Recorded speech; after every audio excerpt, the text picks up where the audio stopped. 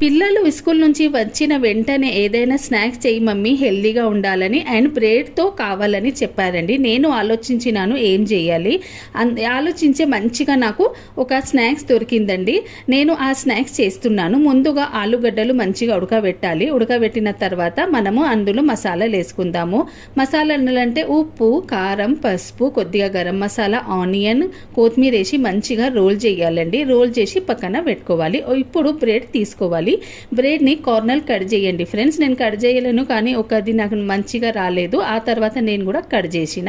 And ఇది కొద్దిగా వాటర్లో డీప్ చేయాలి. డీప్ చేసి మనము చేతితో మంచిగా ఇట్లా ప్రెస్ చేస్తే అన్ని వాటర్ రిలీజ్ అవుతుంది. తర్వాత మనము ఆలుగడ్డ రోల్ చేసినాం కదండి, దానిని అందులో పెట్టుకొని మంచిగా రోల్ చేసుకోవాలండి. రోల్ చేసి ఫ్యాన్ కింద ఒక 5 minutes పెట్టాలి. అప్పుడే మనము వేడి వేడి ఆయిల్లో ఫ్రై చేయకూడదు.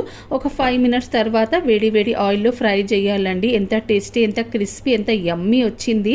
పిల్లలు కూడా ఎంతో తిని హ్యాపీగా అయినారండి. మీరు కూడా తప్పక ఒకసారి ట్రై చేయండి. Okay, bye bye.